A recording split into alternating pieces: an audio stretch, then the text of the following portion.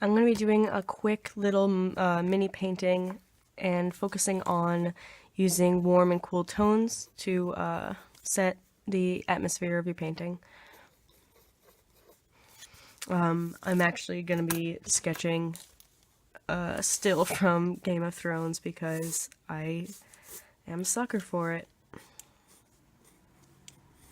So right now I'm just mapping out very basic shapes. I have the shot pulled up on my computer, so I'm just kind of quickly sketching. It's a fucking dragon. Mm-mm-mm-mm.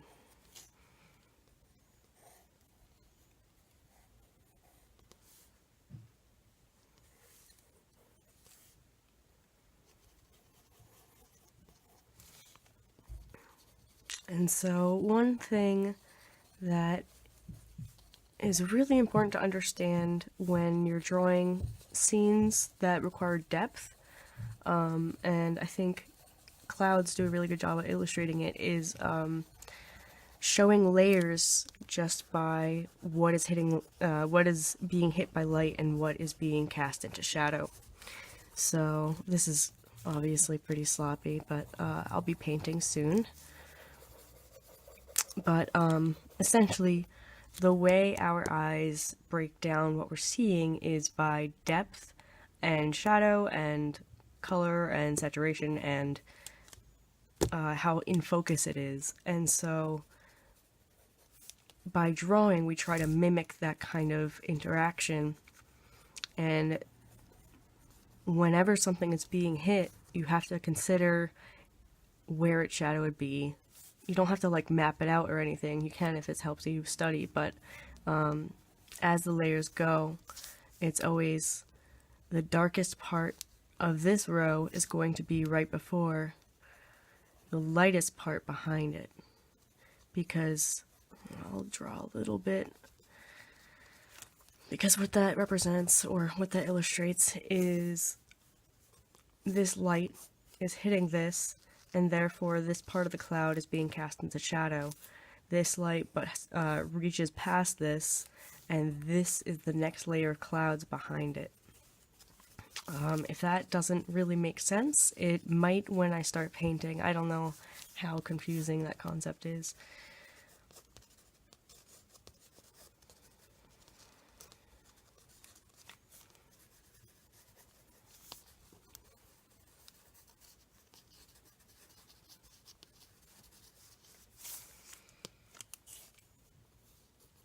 So in this still, the very top is pretty much outer space. It's super high up, and the clouds are all below it. And then there's a very distant dark cloud. And then next there's the foreground cloud, which means it's the closest to the viewer. And this is being lit up by the scenery. And so that's our light source for the entire painting, is this beam of fire. And while we have the blue cool clouds above, we have light breaking up, so the flames hitting the ground, causing more clouds. And these are all warm and brighter. So even though there's fewer of these and they're smaller, they will be brighter than the ones because it's more of a reflection, where this one is right here.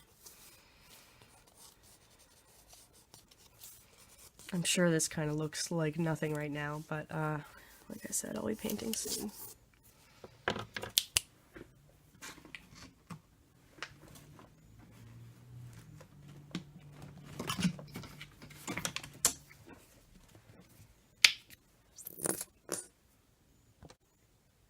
So I'm going to set the sky first. So we're going to work on cool tones first. I might jump back into them if I find it's necessary after the warm, but I'm going to get most of the cool covered right now. For my palette, I just have phthalo blue, which is like a concentrated blue-green, and just regular old Mars black and titanium white. And then for the warm, I'll be using a cadmium red and yellow ochre, probably. Okay, so I'm going to start in outer space. So it's pretty much black, but I tinted it with blue.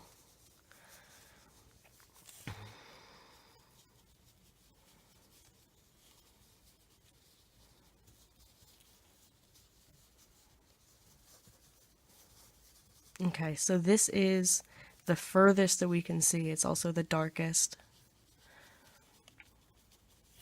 And I'm just going to slowly and gradually lighten the color that I'm making so that I can make the new layers of clouds and highlight what I need to.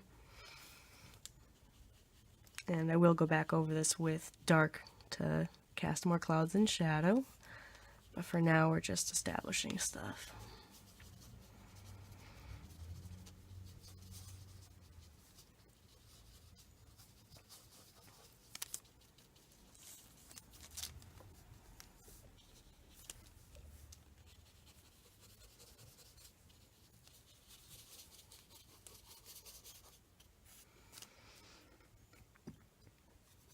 So it'll be a little bit subtle. I'm going to add just a tiny bit more white and kind of just scatter it, Bob Ross style.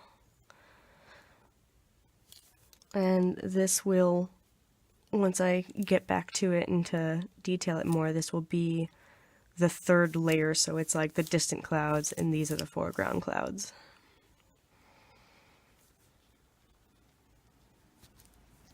And so the lighter colors that are scattered signify, they point out like, okay, if these parts of the clouds are being lit up, then we have to allow the shadow to be sitting behind it, because otherwise it won't work. It won't look right.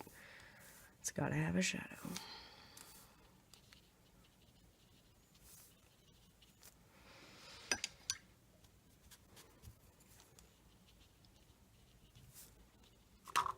Sometimes I wonder if it's weird that I don't have music, but at the same time, I really enjoy listening to stuff like spoken word, like documentaries or something, and then putting music on behind it. So I figure this way, if you did want to listen to music, I'm not gonna clash with it.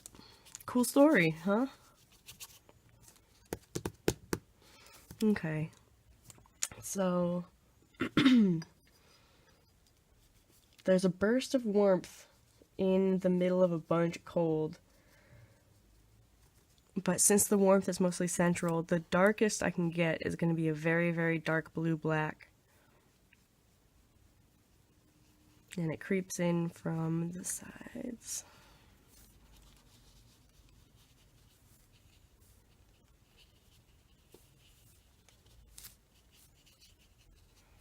There's this wall of cloud and wind coming.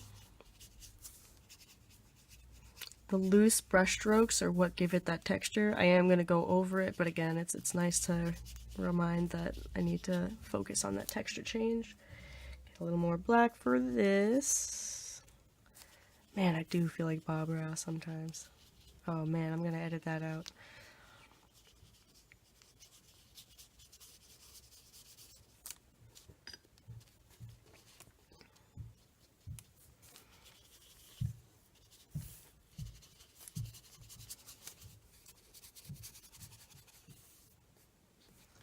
Okay, so that's planted down. I'm just gonna do some really basics shapes of the warm tones. I gotta be careful because this is still wet enough that if I get too close to it with a warm color, it's just gonna kind of become muddy. So that's important to remember that, like, if you want distinct detail, keep your brights away from your brights, keep it crisp and try not to blur too much, because if you want detail, you need to be tight. Okay, I'm gonna get my warm colors.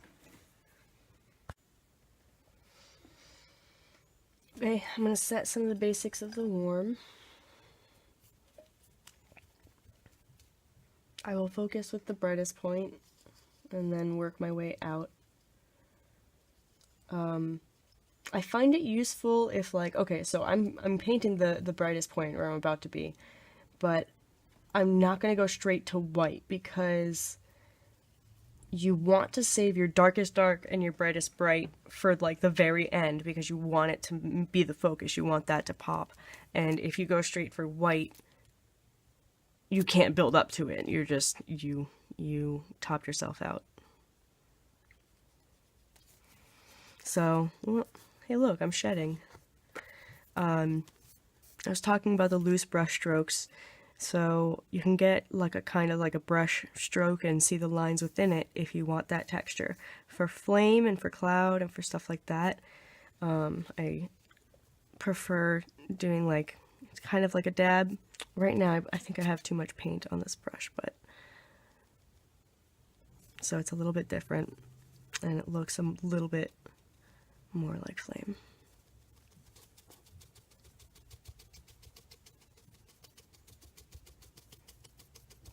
So I'll be layering color over this to make it look more dynamic and just laying the ground of it.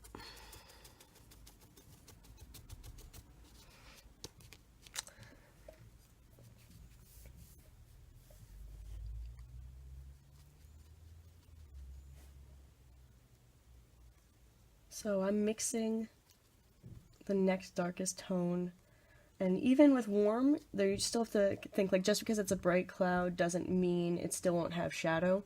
So while we're looking at shadow, and it will be bright-ish. Oh man, I'm just mumbling.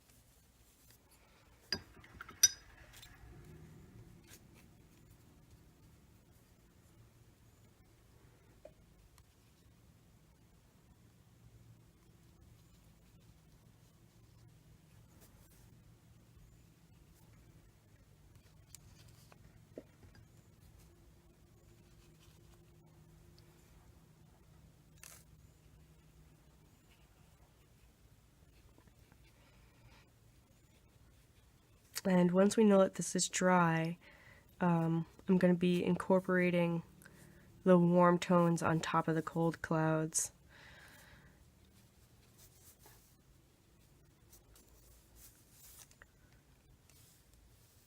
Alright, I'm going to let that set for a minute so I can add to it later. I'm going to go kind of detailed for a moment. Okay.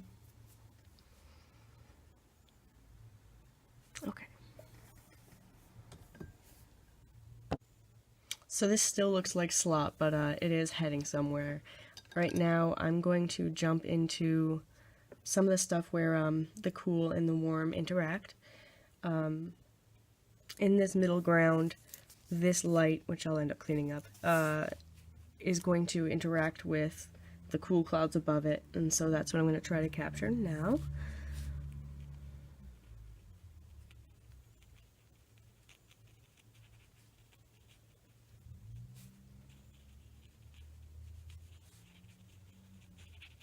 And it kind of looks like I'm scribbling because I am. Clouds are one of the very few things that, like, it's really, as long as you get the shape kind of accurate, you can really just make it up as you go, which is nice.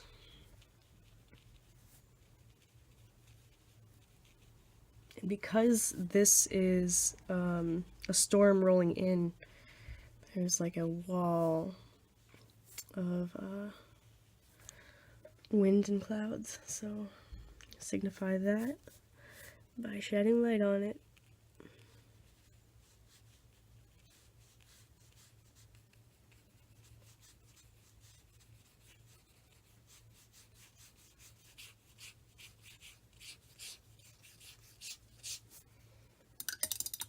And because this isn't going to be as bright, I'm just going to go back. I just dipped my brush in water. That way I can make it more subtle. And if I want to exaggerate it later, I can.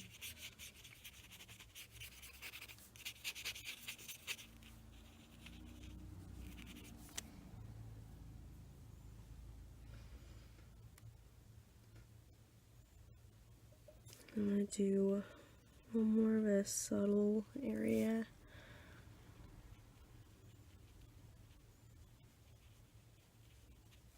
And again, just dipping in water and then breaking this up.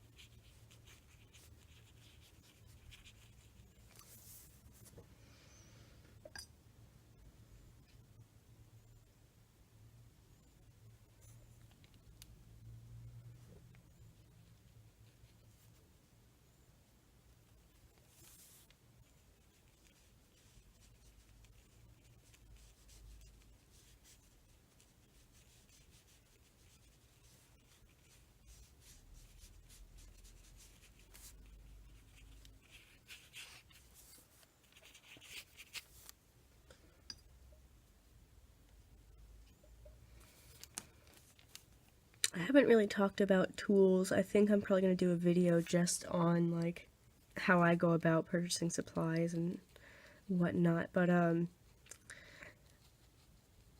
even if you just do this for a hobby or something, like you can spend a little bit of money and still be way better than like the cheapest of the cheap.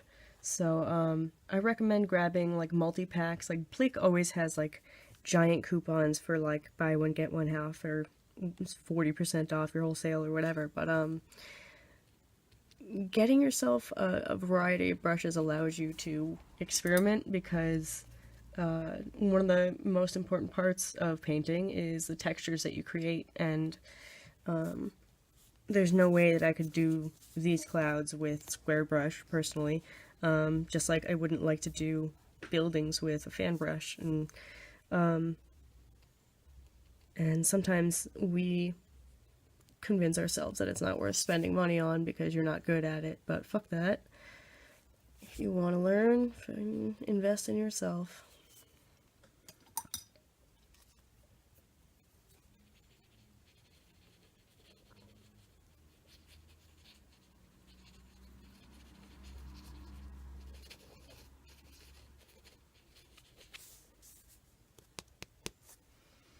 Okay, I'm going to do more muted tone of the same color so I can have a kind of between.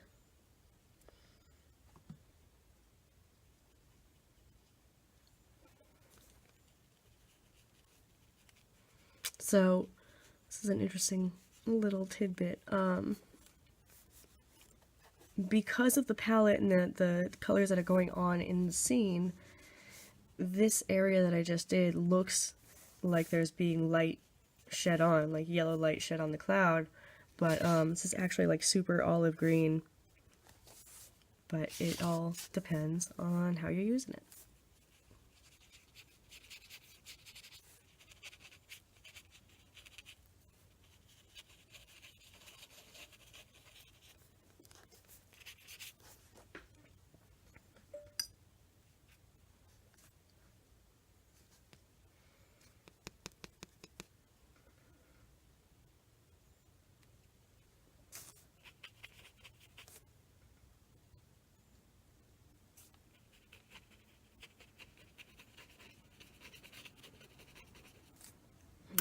I'm going to quickly just patch up the background right here.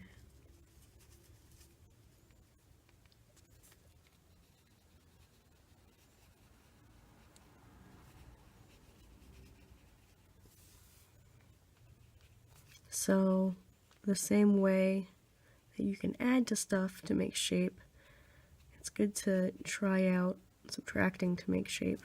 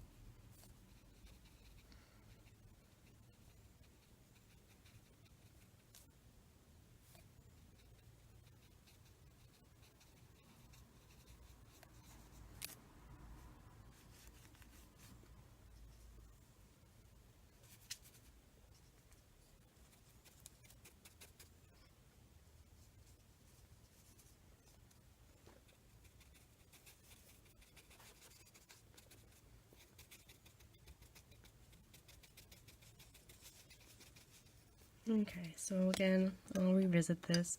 An interesting way to approach painting is it kind of has like a repeated pattern of add and subtract, like general to the specific. Put it down and then revisit it later. And it's nice to acknowledge that and remind yourself that there's plenty more to paint. Never mind, what the fuck was that? So, I'm going to continue refining, just going in until it's at a new level of detail, and then jump to a new area, and then while that dries, jump to a new area while that dries, and just continue cycling. So I'll do that in time lapse.